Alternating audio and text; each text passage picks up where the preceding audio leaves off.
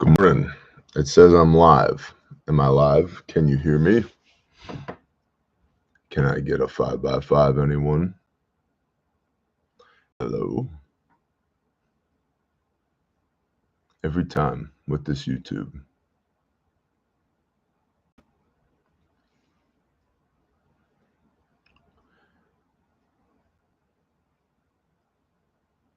Hello. Good morning. Can you hear me? Berkey Emmons, 5x5. Thank you. Hi, I'm Bear from the internet, although you probably knew that, but some of y'all didn't. We're going to do the brief this morning. It is the 24th of May, 2024. Good morning to everybody in the chat. Thanks for being here. If you're new, you know what to do.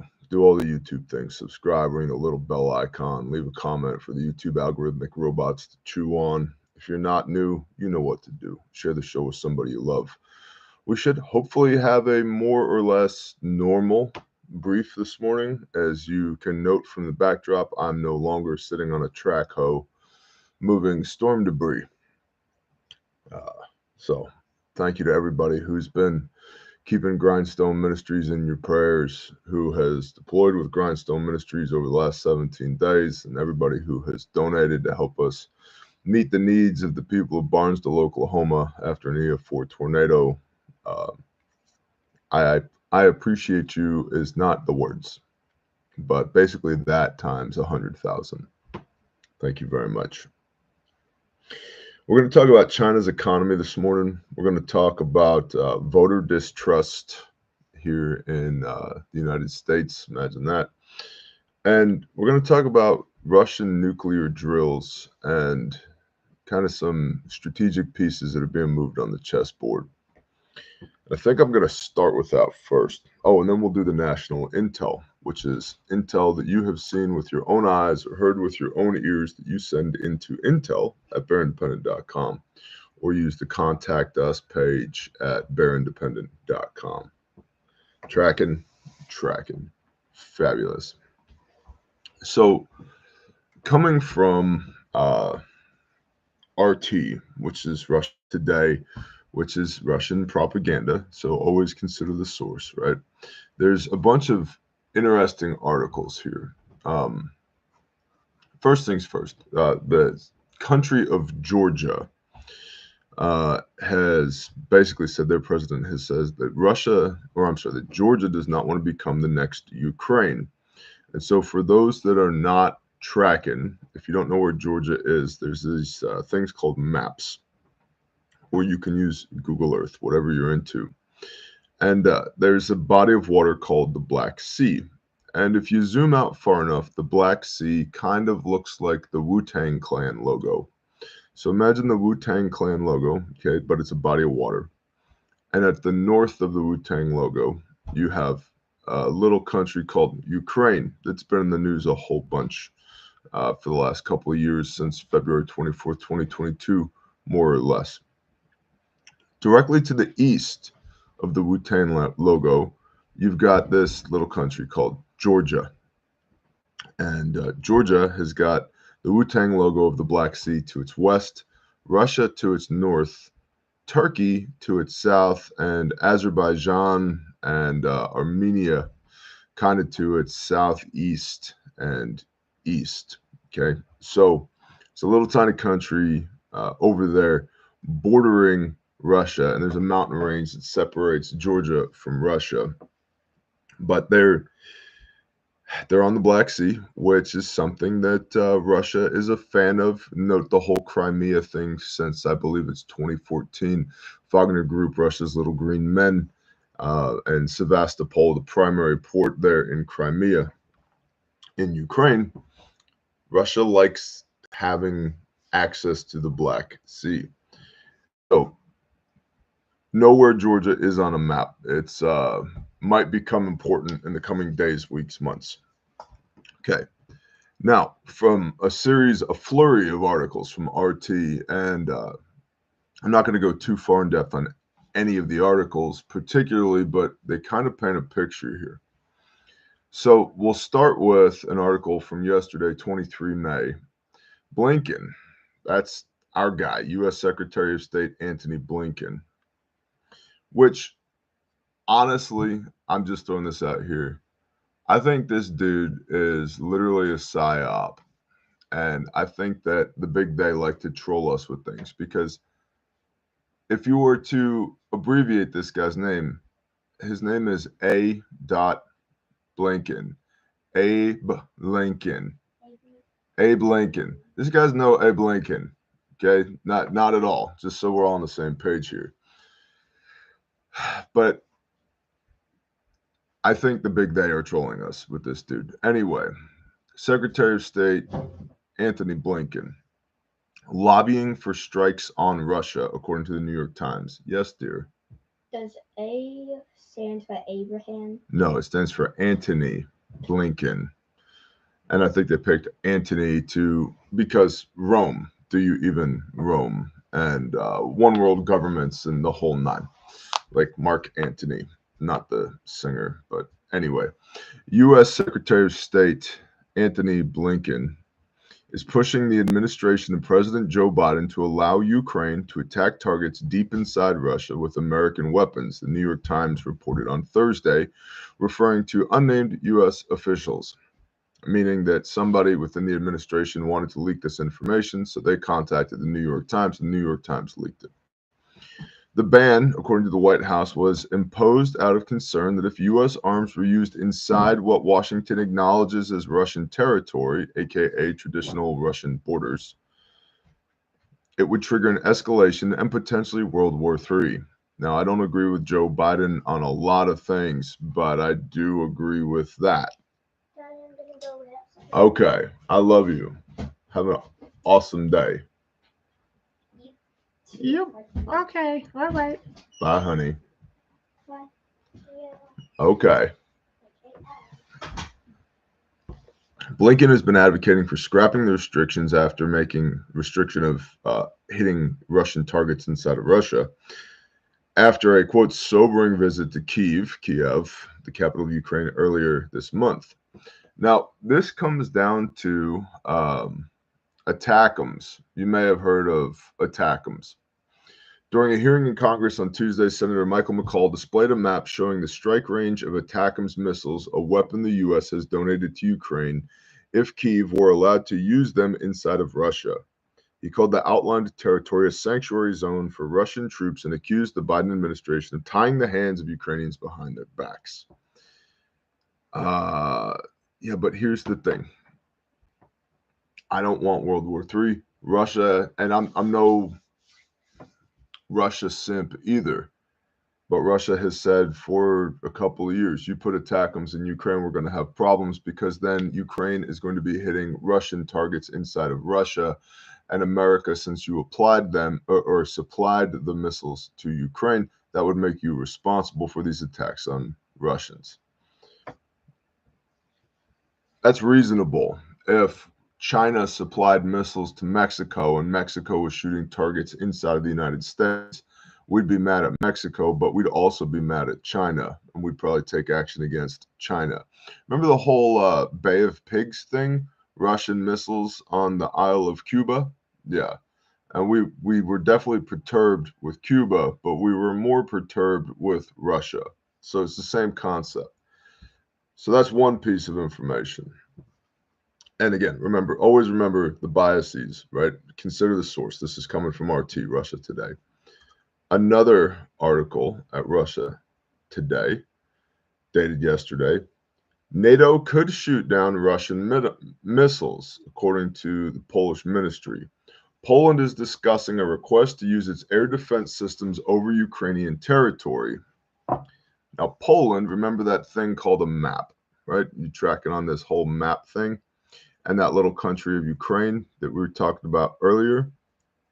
So in Ukraine, see, there's this potato-shaped country called Ukraine that's immediately to the north of the Black Sea, which is the Wu-Tang Clan logo. Hopefully you got a good visual on this in your head. And to the west-northwest of Ukraine is this country called Poland. Immediately to the north of Ukraine, on the western half of the country, western half of Ukraine is bordered to the north by a little nation called Belarus, which is run by a dude named Lukashenko, who's BFFs with Putin. Ukraine, eastern half of Ukraine to the north, is a big country called Russia, or the Russian Federation.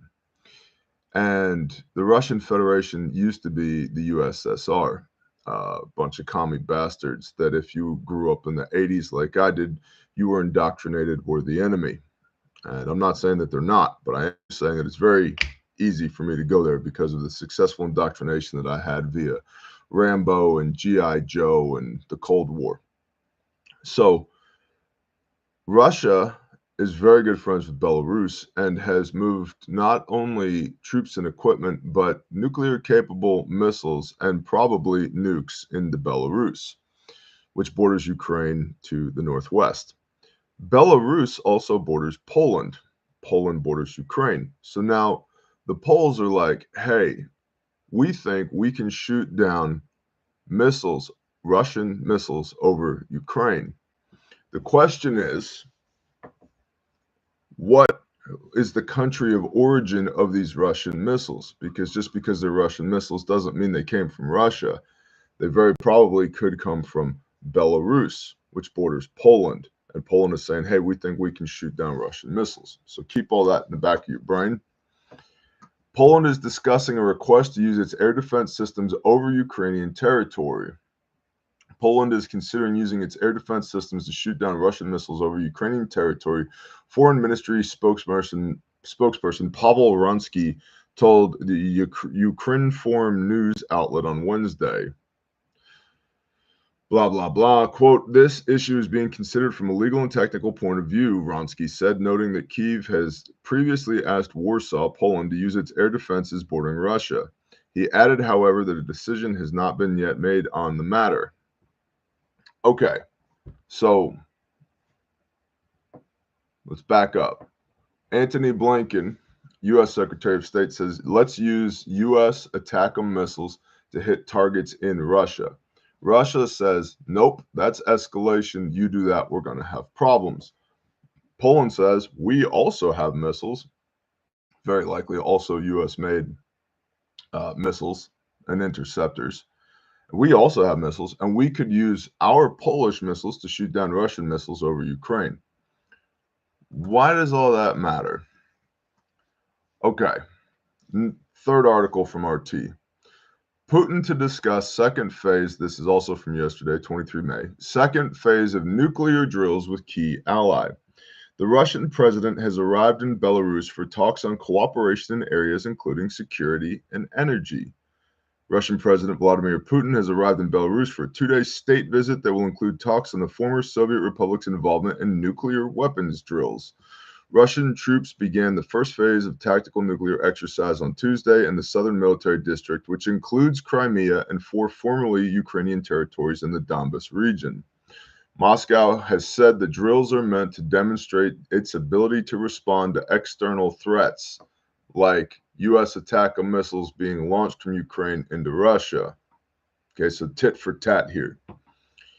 Thereby deterring further escalation of the Russian-Ukraine conflict by Kyiv's Western backers. After being greeted by Belarusian President Alexander Lukashenko, Putin said the two leaders will discuss the second phase of the exercise. Quote, this is related to the direct participation of our Belarusian friends and colleagues in these events, end quote, Putin said. The exercise involves the delivery of nuclear weapons to troops from storage sites, arming missiles with tactical nuclear warheads, and their covert deployment. After the Kremlin announced the drills earlier this month, citing an unprecedented escalation of tensions with the U.S. and its allies over Ukraine, Lukashenko immediately ordered similar exercises to test Belarus's nuclear-capable weapons systems, including the Iskander missile launchers. Belarusian missiles that are nuclear-capable being launched in conjunction with Russia from Belarus. Belarus, which is east of Poland, shares a border with Poland. While Poland is saying, hey, we have missiles, we could use that to shoot down Russian missiles over Ukraine. Russian manufactured missiles launched from Belarus into Ukraine. It seems like a little bit of a tit for tat here, or a lot of tit for tat here, all revolving around the ability to put missiles on target. U.S. missiles from Ukraine into Russia, to which Russia counters with, how about we put Russian missiles from Belarus into Ukraine, and those missiles could have nukes on them. Yeah. So the whole situation bears watching, which is why I bring this up. Now, there's a guy you might be familiar with. He's a Frenchman by the name of Emmanuel Macron. And Macron has been, he found his balls all of a sudden. And he has been warmongering pretty hard here lately, saying, listen, if Russia wants to FA, they can FO. We'll all the way send the French Foreign Legion has already deployed there. And then Macron is saying, hey, we got to put NATO troops in as well, France being a NATO country. Now, politically, there's not much face for Macron to lose if the French Foreign Legion suffers losses in Ukraine, because it's a volunteer organization. They're not French federal troops that could be committed. But Macron talking about putting French troops and NATO troops into Ukraine directly on the front lines, because there's been NATO/US troops in Ukraine for a decade, covertly. But doing it overtly on the front lines is an escalation, or at least considered to be an escalation by Putin and Russia, which now has Olaf Scholz, the Chancellor of Germany, basically saying, no, NATO will not commit troops. I will not vote yay on that. We're not doing that. We can continue to send war material and funds to Ukraine, but we're not going to commit troops. So there's now an inter-NATO debate, a serious debate, on whether or not troops need to be committed to Ukraine, while Russia is saying, hey, if you hit targets inside of Ukraine, watch this little nuclear demonstration that we're going to do in the Donbas region of southeastern Ukraine and Crimea to the south to show you guys that we're not effing around. And Belarus says, hey, if my big brother Russia's not effing around, I'm not effing around either. I have missiles. I have nukes. Watch this, guys. To which Poland says, we have missiles. We can probably shoot down the Russian missiles that are launched from Belarus. It's becoming a little bit protracted with nuclear weapons on the table. Now, a lot of people have been concerned about Putin deploying nukes from jump in Ukraine, which the argument goes, I'm not saying I agree with it, but the argument goes, as long as we continue to have a big, ugly, well-funded, third-generation warfare, conventional war in Ukraine, guns and tanks and bombs and planes, like what's been happening, trench warfare, literally, what's been happening in Ukraine, that will proceed at a rate that will not warrant the use of nuclear weapons from a cost-benefit analysis standpoint by Russia. Don't poke the bear too hard, and he won't bring out the big guns, essentially. Now, other military analysts are saying the problem with Russia using nukes is that they've demonstrated that they don't have the ground warfare capabilities to occupy an area that has been previously nuked, even if it's with a small 1 kiloton tactical nuke rather than the large strategic nuclear weapons that are launched from missiles. Russia can't take and hold an area that's been irradiated by a nuclear device because they can't keep diesel in their tanks. They have troops that are running around without water and food and ammunition. So how are they? It's highly complicated to occupy an area that's been irradiated by a nuclear weapon. So Russia can't actually do that. It's not really something I want to find out about. Just putting that out there. So there's 19 minutes on Russian nuclear drills, what's going on there, and it bears keeping an eye on. So I wanted to bring that to y'all. Again, those articles are from rtrussiatoday.com. You can let your fingers do the walking on that. Go check it out. All right, now to the written brief. After a few years of prolonged economic issues due to the property sector, China may finally be getting a breath. Oh, let's talk about economic sector real quick. Because typically, podcast, YouTube, all of that, they're going to insert ads and stuff in here. And I'm not a huge fan of that. I don't like the way YouTube plays its shenanigans. And I don't like on podcast how podcast platforms will insert lots of ads for things that I don't use, that I don't talk about, that I have no affiliation with. So instead, I'm going to very briefly tell you about Refuge Medical, which is one of my companies, which I started in my barn 4 years ago, now on 4 continents. And there's still 122 people alive because of Refuge Medical, because of our kits and our training, which I think is amazing.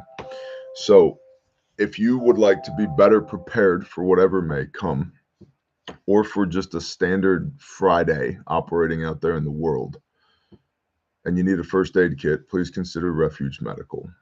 You can use promo code PREP for 15% off right now while supplies last. That's a really deep discount for us. We have very low margin built into our kits. We're a volume company. We make a little bit of money on a lot of kits rather than the other way around, a lot of money on a few kits.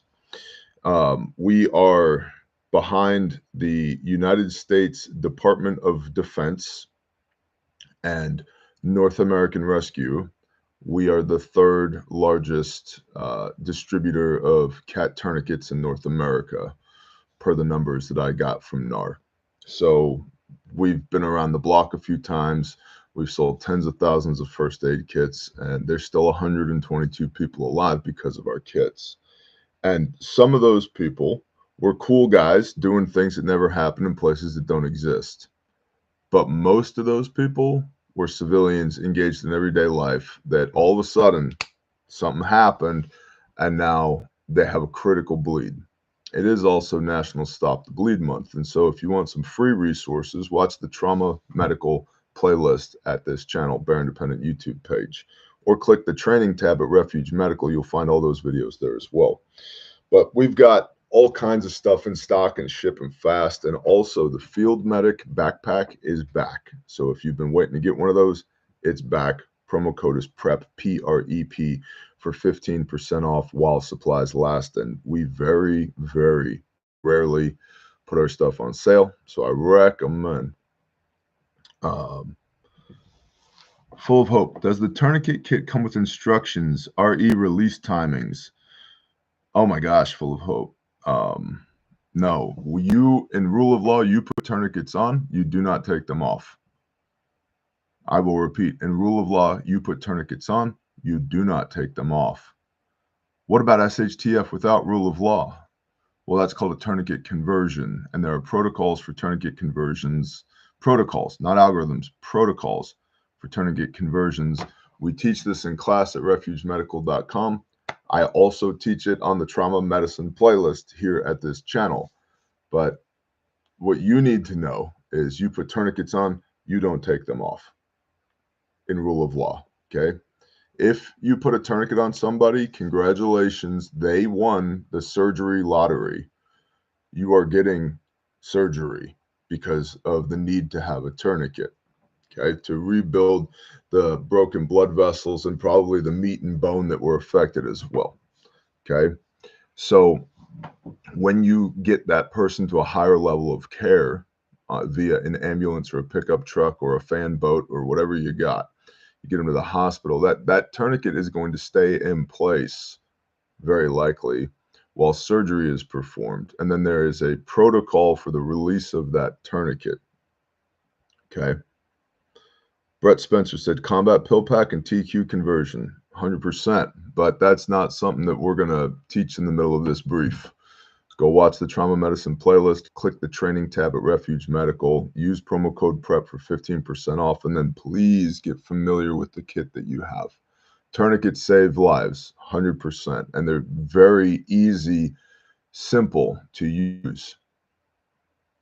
But the mechanisms of physiology by which they work and then the protocols that are downstream from the application of a tourniquet do require a higher level of care.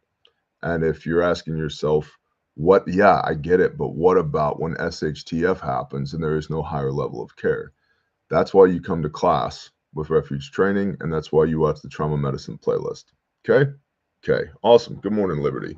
Now, back to the written brief. China. After a few years of prolonged economic issues due to the property sector, China may finally be getting a breath. In the first quarter, the country's economy grew faster than anticipated. Economists expected about a 4.6% increase, but the numbers show a 5.3% growth.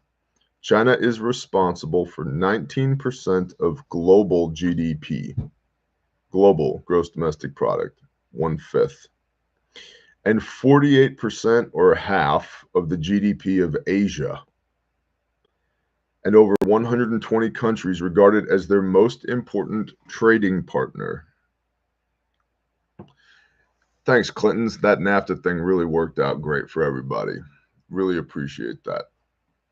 You know, as somebody who manufactures things in the United States of America, because like Refuge, we make our stuff. Like, especially now, we just bought a sew shop and we manufacture things here in the United States of America. It's really, really challenging to do that. From a cost structure standpoint, whatever, it costs more to make things in America. I would rather pay Americans a living wage so that they can support their families in Joe Biden's 2024 than give more money to China, because China is our enemy. We are going to be at war with China at some point, and I don't want to continuously arm the enemy by pouring my money into China. It's bad enough that the government takes a bunch of my money and then operates against my best interests. I'm then going to take the remainder of my money and put it in the pockets of my enemy. Good morning, honey. You don't have a baby with you. She's still snoozing. Wow. Praise the Father. So it's also really hard to manufacture stuff in the United States of America because the manufacturing infrastructure in the United States of America has been degraded over the last 30 years. And it shouldn't be nearly as hard to make the things here that we need to make or that I want to make. I've been for a year and a half working on how to make American-made surgical shears to use in our kits. The metal stampings, we can do that. The metal sharpening, we can do that. The injection molded plastic handles around the steel, we can do that. But there's 2 places in the world where you can get the coatings that are required by the FDA, USDA, thanks government, on that steel. There's 2 places in the world. One's Pakistan, the other's China. And there's nobody here in the United States that can do it. So that means a significant buildup of American infrastructure just for that one thing, to be able to coat that steel with the appropriate coating. And it's dumb little things like that. That one rule. By the way, if I take a pair of trauma shears and cut your pants off of you or your shirt off of you because you have a critical bleed and I need to fix it, back to that comment about comment pill pack, you're going to get broad spectrum antibiotics almost immediately. I don't care what coating is on these shears. I will use sewing shears if that's all I got, or tin snips or whatever if that's all I got, because you won the surgery lottery because a foreign body went through your body. So who cares what the shears are coated with? But it's little things like that from a manufacturing standpoint. Thank you, NAFTA. In the words of JP Morgan Asia Pacific SEO Sjoerd Leenaert, quote, "You can't ignore it. You have to do business there. Even if you decide not to do business there, you need to understand what's going on," end quote. I agree. I try not to do business with China. I wouldn't say that I have to do business with China, but I do think it's important we know what's going on there. What then is going on? Days after Taiwan swore in its newest president, William Lai Chang-te, China launched large-scale military drills around the island nation for punishment. The drills lasted 2 days and circled the island of Taiwan, involved 30 aircraft, a dozen warships, another dozen Coast Guard vessels, and live ammunition. Most of the aircraft did in fact violate Taiwan's Air Defense Identification Zone, or ADIZ. PLA Naval Colonel Li Ji, Chinese, the way their navy is named annoys me. PLA is the People's Liberation Army Navy. You're the Army Navy? Is that what you are? That makes sense. Seems a little redundant. It should just be PLN, right? The People's Liberation Navy, but whatever. PLA Naval Colonel Li Ji said the drills were, quote, a strong punishment for the separatist acts of Taiwan independence forces and a serious warning against interference and provocation by external forces, end quote. Taiwan's defense ministry said they were irrational provocations and actions that undermine regional peace and stability. Drew Thompson is a senior research fellow at the National University of Singapore's Lee Kuan Yew School of Public Policy. He said these operations were unsurprising, but said they were, quote, part of the PLA's long-term strategic preparations to fight and win a war over Taiwan, which I think everybody's been holding their breath on the last few years is when will China go? When will China go? When will China go? And while their economy may be up, my supposition is that China wants everybody to believe that they have the capability to take Taiwan, but I'm not entirely convinced that they do have the capability to take Taiwan because and admitting my biases here, I fail to see how it behooves China to continue to wait. When the entire world knows you're going to do it anyway, what do you gain by waiting? The longer you wait, the more entrenched and trained the Taiwanese people become, making your job harder and harder to take Taiwan.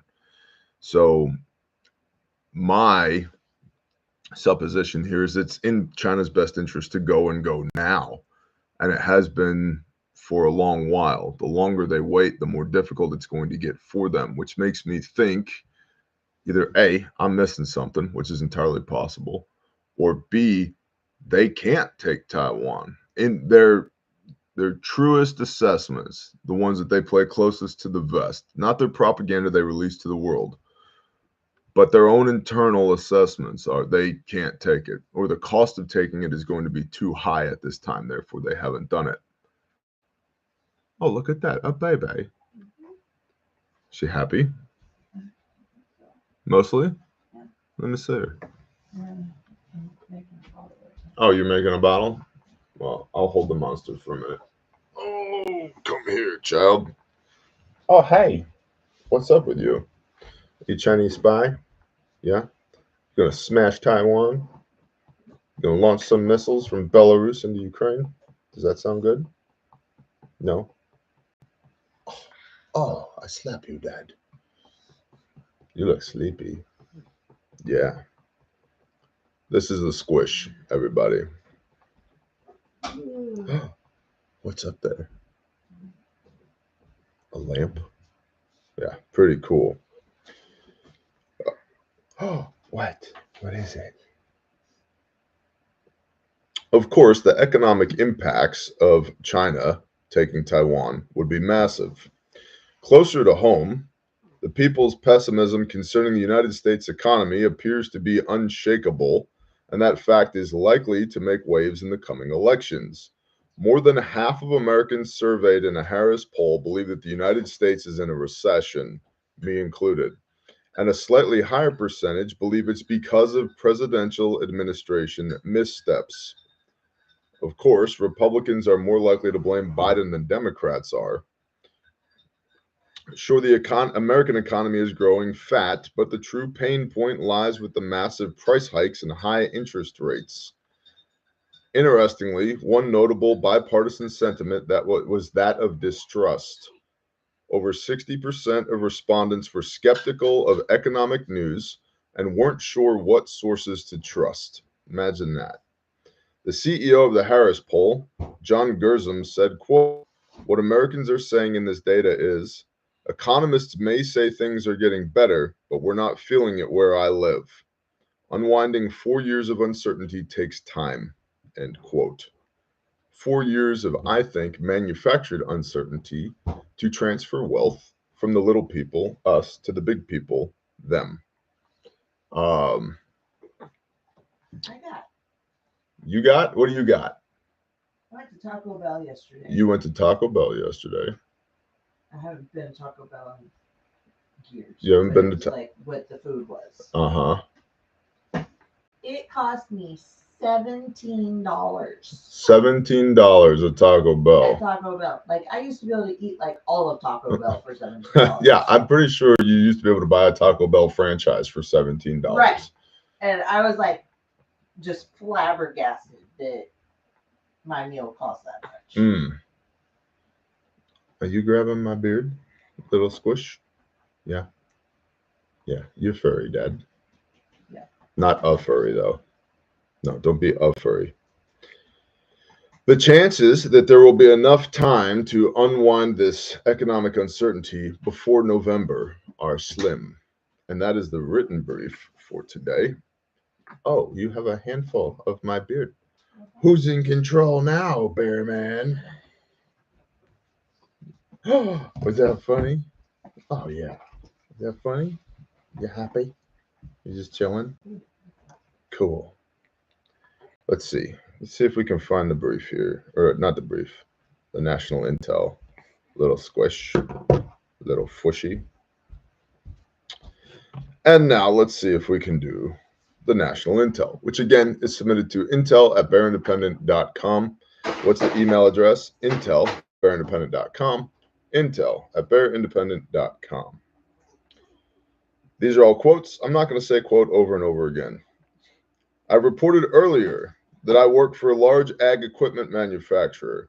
The decrease in sales has led to a layoff of 300 wage employees in my plant alone that employs about 2,000 wage workers, or about 1/7. All but one line has gone from 2 production shifts to just 1. Net sales and revenues are down 12% for the quarter. That's a 9% decrease over 6 months. There's another employer information meeting on Monday. More layoffs are expected. This is the economic decline that isn't yet being seen by most people. They see high prices at the store but still have a paycheck. From observations in my AO, jobs are going away. Companies are closing their doors. Knowing the implications of a failing ag sector, I would advise again that if you work in the manufacturing sector, or if you don't, get your finances in order and be ready to lose your job. Learn new skills, trades, and enterprises. Produce your own food. Have a business plan, etc. Things are expected to get worse in our industry throughout 2024, unless we start making tanks again like we did in the 1940s. Coffee. You want some coffee? No? Not your jam? All right. I want some coffee. Next, I live in East Tennessee and noticed last week they're installing a fence around the front of the National Guard Armory. There's always been a fence around the back where equipment is stored, but this is now on both sides and the front. Large black metal fence. Not just your typical chain link. Maybe coincidence, but I thought it odd. This is a smaller town, so I'm wondering if it is happening in other areas as well. Next, good morning. Please keep my email handle private if this email is read on the channel. Okay. As this situation is being monitored online by a close family member's employer and they are actively checking media sources, I'm honored that you consider me a media source to ensure that this information is not leaked. Here's some information in regards to an incident that occurred about 2 weeks ago from the time I'm sending this email. I have a family member that works for a quickly growing city in southwest Arizona. My family member came home one day and informed me that he had been alerted that the city was hit with a ransomware attack that originated in China, complete with a ransom note and everything. The hackers gained access to multiple city software programs, and the total extent of the attack is still unknown at this time. This sounds like a typical scam. However, I fear that this incursion may be more sinister than a simple ransomware attack based on the geographical significance of this city. It's located about 20 miles east of a major nuclear power plant that supplies a lot of power to both Arizona and California. It's also about 30 miles south of a new microchip facility that was built here in Arizona over a year ago. Just something to ponder. Again, we aren't sure the scope of the attack or exactly what type of information was collected at the time it occurred, but has left us feeling very frustrated that our infrastructure is this easy to disrupt. Arizona would become a Mad Max scenario very quickly without water and air conditioning, as the temps here in the summer can reach 120 degrees and we have very little rainfall. City officials have told city employees to keep this information on the down low and avoid public panic and distrust of the local government. Yeah. You know, Grindstone, one of our two 501c3s, just got back from Barnesville, Oklahoma. In fact, we've still got a couple of people now who are pulling the last of our trailers home. Shout out to J.A. Dudley. And yesterday was our last working day on site. We were putting the bow on all these different things and folding up our fob and getting ready to move. And it was about 3 o'clock in the afternoon, and I had not eaten yet. And that was a problem. So I went into the one store in Barnesville that is the gas station / vape shop / weed shop / little restaurant / I don't know. They probably shoe horses there too, for all I know. I mean, they do everything. Probably got a welding rig in the back. And they had some chicken. And so I bought some chicken. And when I got up to the register to pay, I realized that my wallet was in my truck. And the lady behind the counter is like, "Oh, don't worry, honey, it's covered." And I said, "Who paid for my food?" And she said, "The guy in line in front of you." I was like, "That's really cool. Thank you." And she said, "Yeah, since the storm hit, we've been doing a pay it forward thing here. And every day, at the end of the day, we've got $20 to $40 more than we started with in the pay it forward thing. And we started doing that because there was no power, cash, doing it with cash. There was no power. There was no commo. We couldn't process credit cards or debit cards. So we just started doing that with cash. And the whole community has just come together because some people, they lost their debit cards, their IDs, they lost their wallets. They didn't have anything, but they needed fuel for their generator, or they needed food, or they needed whatever. And so the whole community has been operating on a pay it forward model. A, that's beautiful. That's community. That's how you're supposed to do things. B, it's really hard to hack an analog cash register and cash. I think that's part of why, you know, they are pushing central bank digital currencies and online monetary mechanisms. Cash is hard to hack. And I think that we need more hard to hack systems. You know, I watch Peter Zihan, whatever his name is, on occasion, and he's been doing a series about things that he does and doesn't worry about. And he said one of the things that he's not worried about is the United States national electrical grid, and then proceeded to tell all the reasons why he's not worried about it. And it became very obvious to me that while he might know a lot about demographics, he does not know a lot about the power grid.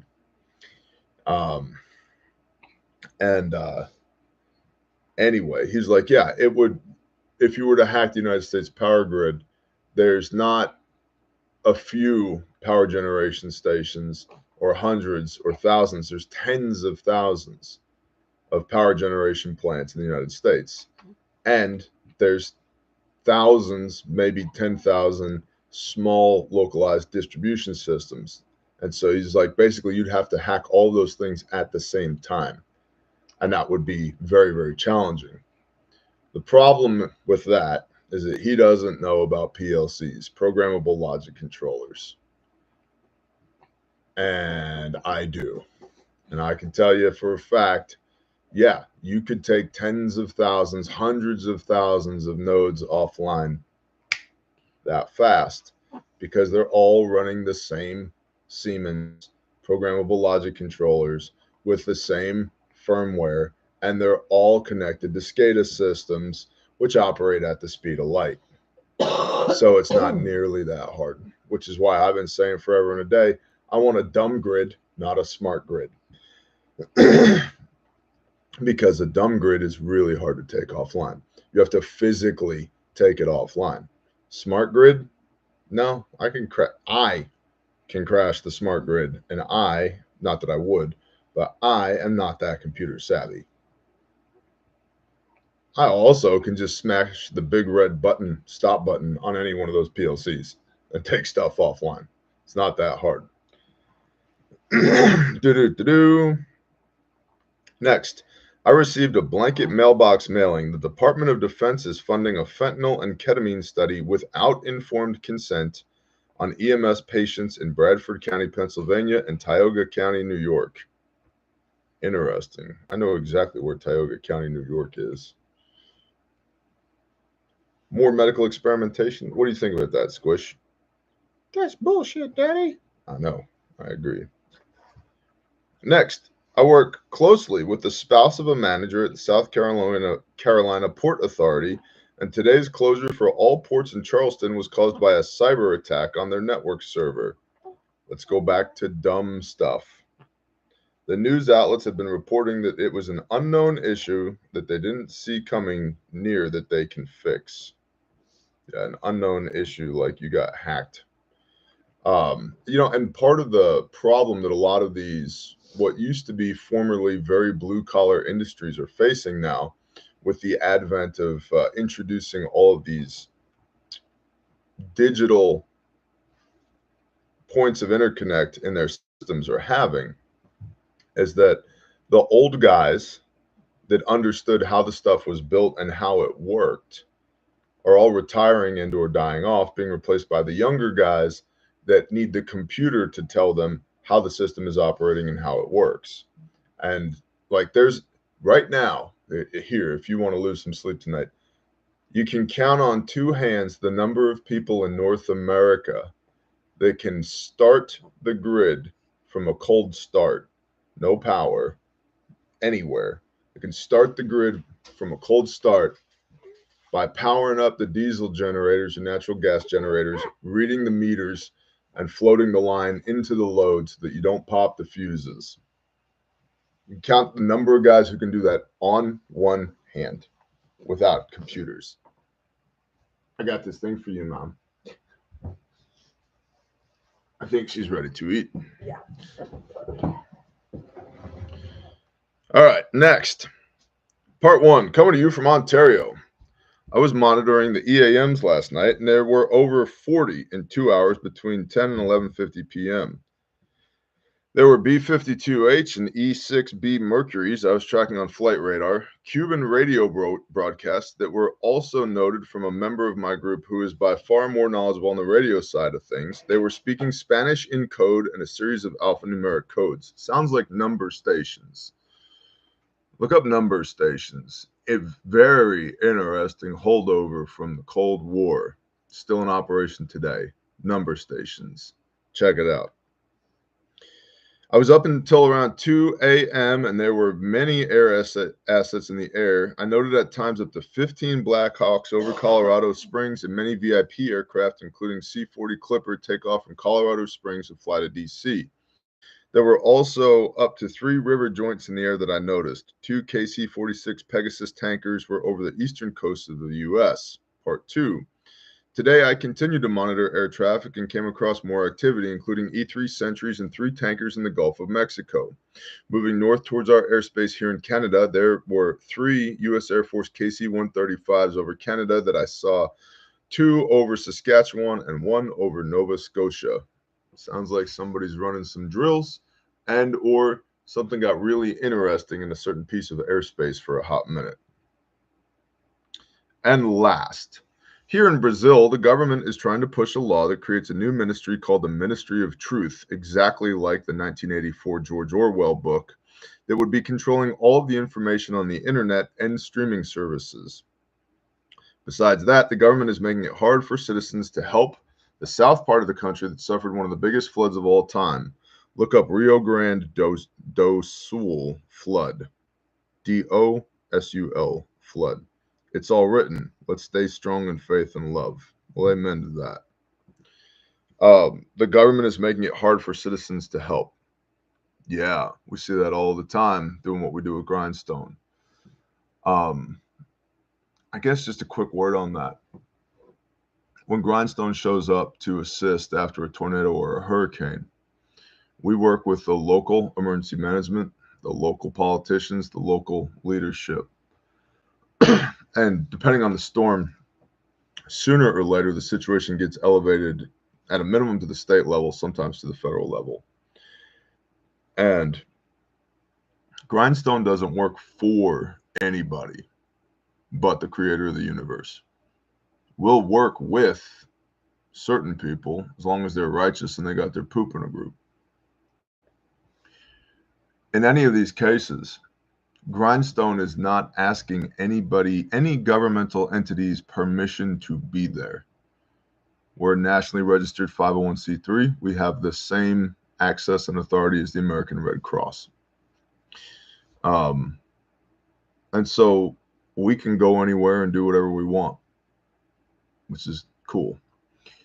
But we find ourselves sometimes at odds with state and federal entities and organizations because they have their way that they do things and we have our way that we do things, and we actually get shit done. In Idabel, Oklahoma, the Oklahoma Office of Emergency Management, which are good people, they're just a government agency, so ergo they're slow. 6 days after the storm, walked into our fob and wanted to know if we wanted to be on a Zoom call that day that was going to be trying to ascertain the storm path for damage assessments. To which I pointed at a map on the wall covered with push pins. And I said, that's the track of the storm. And she was like, oh my gosh, where did you get this information? I said, we generated it ourselves.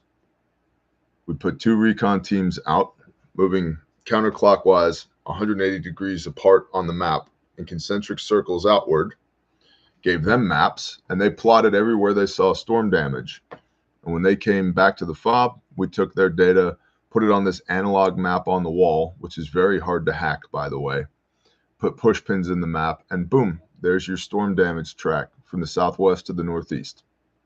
And they were amazed. They said, how long have you had this information? About 6 days. One of the first things we did, because we got to do recon so that we know where we need to operate, because there's no point in sending assets to areas that are unaffected by the storm. My point is, even the good people who are trying to help from the government, they're slow. We're not. And back to the earlier part, we don't ask permission to be here. I want to coordinate with local leadership, local law enforcement, for sure, because I don't want to get into any jurisdictional pissing contests. But I don't need the federal government or the state government's permission to help people. Okay? And I'll repeat that. I don't need anybody's permission to help people. 1/2 of the greatest command, according to Messiah, is to love your neighbor as yourself. Cool. I don't need the government to sign off on that. I'm going to do it anyway. And that's something that you should be aware of in your life. Oftentimes, disaster relief is affected in spite of the government, not because of the government. Things aren't getting done because the government said so. Things are getting done in spite of the government. Now, that's the written brief for today. Tell you boys and gerbils real quick, on Patreon this morning, the video up on Patreon, links in the description for all this stuff, is ROE's Rules of Engagement for SHTF. Pretty complicated question to answer. That's up on Patreon this morning. If you're on Patreon and haven't watched it yet, go watch that video. If you're not on Patreon, it's $10 a month. I guarantee you, you will get more than $10 in value from Patreon. It's where all of our exclusive content lives. It's like a prepper consultancy. We do a minimum of 12 videos per month over there that are way more in depth than what we do here on YouTube. Plus, typically, Thursday night live streams. Did not do one last night because I was convoying back to home base yesterday. But we will get it next Thursday, barring any extraneous BS. Grindstone grindstoneministries.com. Number one, if you need a copy of the scriptures and you don't have one, you can go to grindstoneministries.com and you can buy one at our cost, or I will send you one for free if you can't afford it. Doesn't matter what. Just contact us via the email page at grindstoneministries.com. Now, Grindstone is 100% privately funded by y'all. When we do disaster relief, like we just got done doing for 17 days in Barnesville, Oklahoma, after an EF4 tornado, when we do disaster relief, I don't bill the homeowner, I don't bill the municipality, I don't bill the state, and I don't bill the federal government for our time. We're privately funded by y'all. I don't bill anybody. And so that puts us in a very unique position where we can get on site quickly, be effective, and operate with altruistic motivations to get stuff done for people. And having just rolled off of Barnesville, Oklahoma yesterday, after 17 days of being on site there, the word that I got from the Spirit was, you can go home for now. The storm season's not over yet. Did you get the RVs figured out? Yes, we did, Lone Star Living. Thank you for asking. Full of Hope, I'm receiving an inheritance. How do I give internationally? Full of Hope, I don't know the answer to that question. I don't know how you give internationally. But if one of the things that we do, be it Caleb House or Grindstone, is one of the things that you'd like to give to, and I'm not going to assume that it is, but if it was, you would email admin@calebhouse.org or admin@grindstoneministries.com, and they could probably help you walk through that. I don't know the answer to that. Not my bailiwick. In fact, yesterday, pulling off of the fob, we had a bunch of awesome volunteers. There were days where we had over 50 people on site out in Barnesville. And yesterday, as we're rolling off site, a bunch of the guys who were packing up the fob were asking me like very tactical questions. What do we do about this? What do we do about that? And finally, I was like, guys, I'm going to say it a fourth time. Everything that belongs to Grindstone needs to go in these trailers. How you do that, I don't care. I don't care. Put it in the trailers. Period. The end. Stop asking me tactical questions. I'm trying to operate on the strategic right now. I can't get down into the weeds, which is why you have the directive of put shit on the trailer. Which trailer? How? I don't care. I don't care. Pack it up. We got to go. I don't get involved in the little details on a lot of things. I don't have the bandwidth to be involved in little details on a lot of things. But I do have awesome teams of people that can answer your question at admin@Grindstone Ministries or admin@Caleb House or admin, ADMIN, @refugemedical.com. Speaking of which, Ryan said Refuge Medical is amazing. Ordered a Bearfact 3.0 yesterday and it shipped 1 hour later. Wow. Thanks, man. We try. We really, really, really try. So Grindstone is home for now. I'm going to spend part of today going through all of my deployment stuff to make sure it's tip-top shape, ready to go for the next one, because I feel like there's a next one coming. Caleb House. I was at Caleb House briefly yesterday morning, and construction on the barn is ongoing. What is Caleb House? Caleb with a K is our juvenile restoration facility for human trafficking survivors. $50 words for a place where we put kiddos back together again after people have done terrible things to them. And construction is ongoing. Our construction people were out there getting stuff done. I have, there's been a slight delay in getting the care house up because I have to take one tree down and put a little bit more dirt in one place so that the crane can get settled in the appropriate spot to have the appropriate pick radius to pick the load. That's on me. I'm going to get that done. And then care house one will be going up, which is amazing. Char Council said, Purple Adventure Kit just bought. Thanks for the sale. We just came out of her, my people, and we were first responders out here. Awesome. Upstate 717, possible volunteer deployment checklist. Yeah, if you're on Patreon or you're on the Grindstone Ministries email list, which you should be. If you want to deploy with us, you need to be on the Grindstone Ministries email list because that's where the op wards go out. In those op wards is a link to a video that I did a year or so ago about what to bring on deployment. You can find, if you were on Patreon, use the search bar and just put deployment into the search tab. You'll find that video. And I go through what all you need to bring, what you don't need to bring, why you need to bring it, et cetera, et cetera. And I'm just going to say this politely to everybody out here in the Bear Nation right now. Please, please, if you're going to show up to deployment, as long as you can, I understand it's 2024 and budgeting is very challenging right now. Please bring a radio that's not a Yaesu, or I'm sorry, that's not a Baofeng or not a bubble-packed Walmart radio. Get you a Yaesu, please, or a Kenwood, or a Midland, or a Motorola, or even a TYT.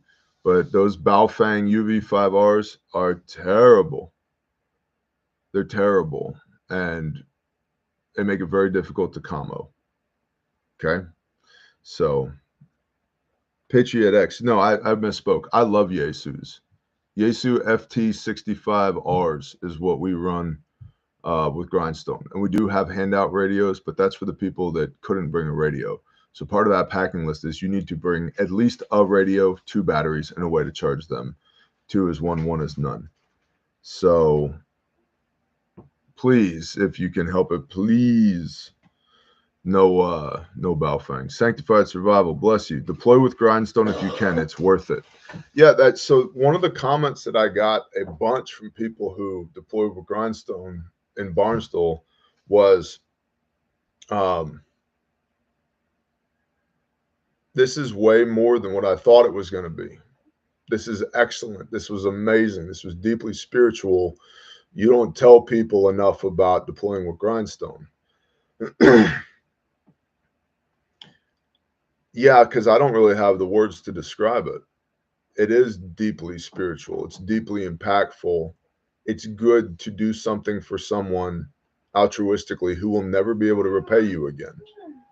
But if I tell you from jump, come to a Grindstone deployment, it's deeply spiritual, I don't want to set that expectation in you, because how it's going to be deeply spiritual and impactful for you, I don't know, because it may be different for you than it will be for me. But every person who comes ends up having at least one of those aha moments where they see the Father show up. And that's really cool. Grindstone Ministries is in large part my church, to the extent that I have a church. It's Grindstone. Looking forward to joining the fight. Praise Yah. Bless you, full of hope. Thank you. It's, I'm a pastor. Who do I shepherd? Well, I shepherd the people here that the Father has blessed me with, but I also shepherd people on site doing Grindstone stuff, helping people who have lost every material thing that they've ever had. David McPherson, Bear, how do the scriptures you use differ from the King James others use? Got a video on it. Bear's Bible for Torah study. Just search Bear's Bible, YouTube. You'll find it. All right.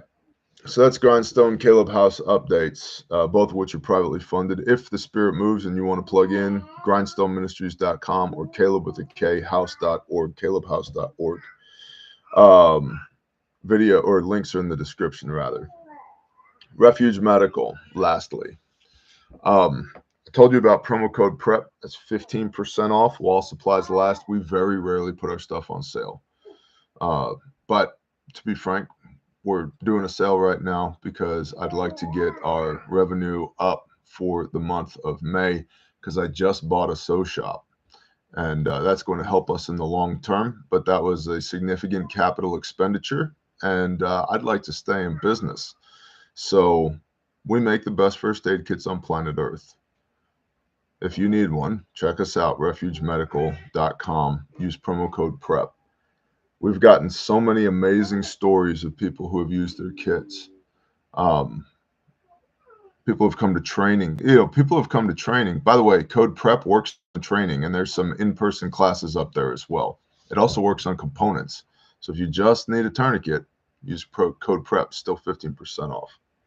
Everything in the store is 15% off. Mendes Homestead Journey, which Yesu do you suggest? FT65R. Foxtrot Tango 65 Romeo.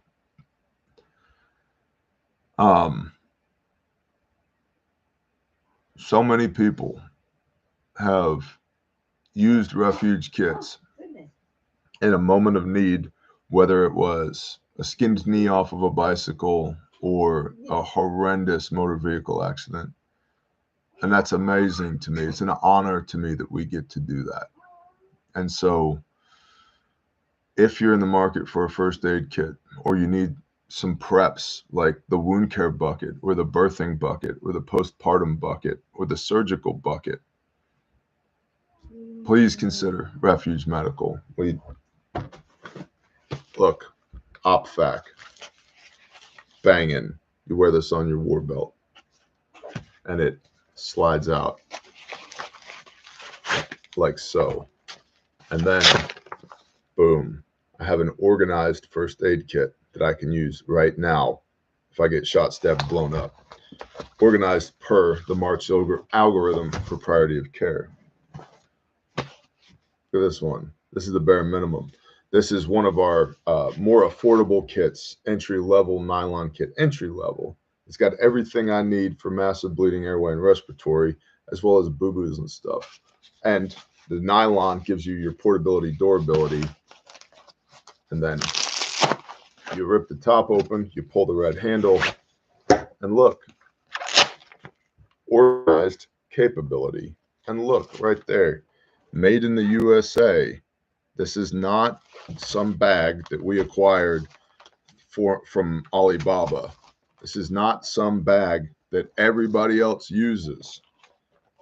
It's not some bag that's made in a Chinese sweatshop. It's our bag, trademarked, that we make here in the United States of America and that we guarantee forever. And so if you need Band-Aids, Refuge Medical. If you need a field medic backpack for your mutual assistance group, your tribe, your fire department, your patrol car, Refuge Medical, promo code PREP. Okay? Make the best first aid kits on planet Earth. That is the show for today. I appreciate all of y'all being tolerant of the fact that I've been in the field with Grindstone and that the briefs here lately have been lacking. That's going to happen from time to time, and I really can't apologize for it because it's something that the spirit requires of me. But I still like to try and touch antennas with y'all while we're on site. And so for all of y'all, thank you for tolerating me being out of pocket a little bit. Now, let's talk to the Father. Oh, good morning, Father Yah. Father, thank you for all of the things that we take for granted. Father, thank you for keeping my people safe and taking care of while I was gone. Thank you for the opportunity to be your hands and feet.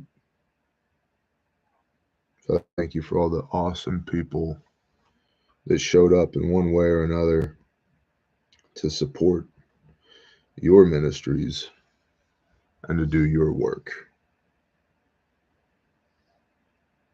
Father, thank you for today.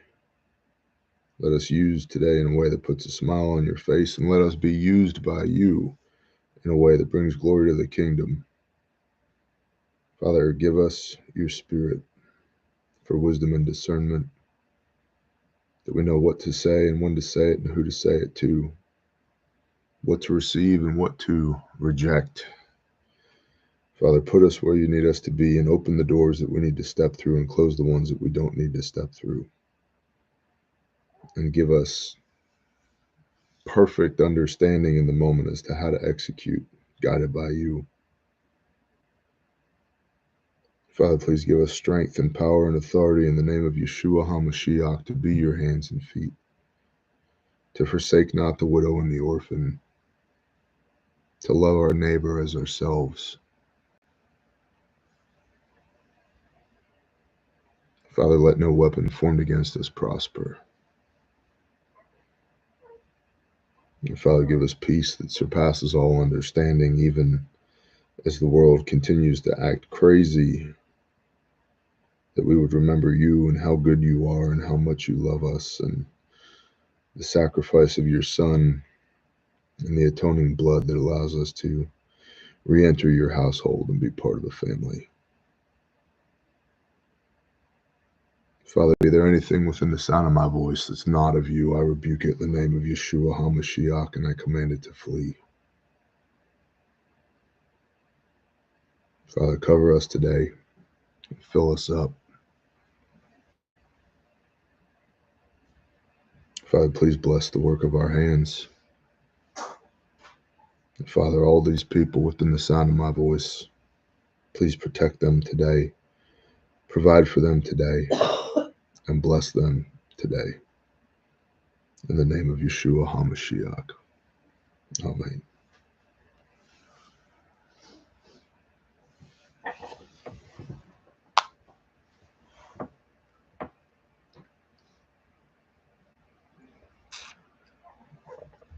Good morning, Iridium Group. What's up, Travis? Warrior Messiah said, damn, felt that one. It is the Spirit's job to convict concerning sin, righteousness, and judgment. John chapter 16. It is the man of Elohim's job to speak the word of the Most High.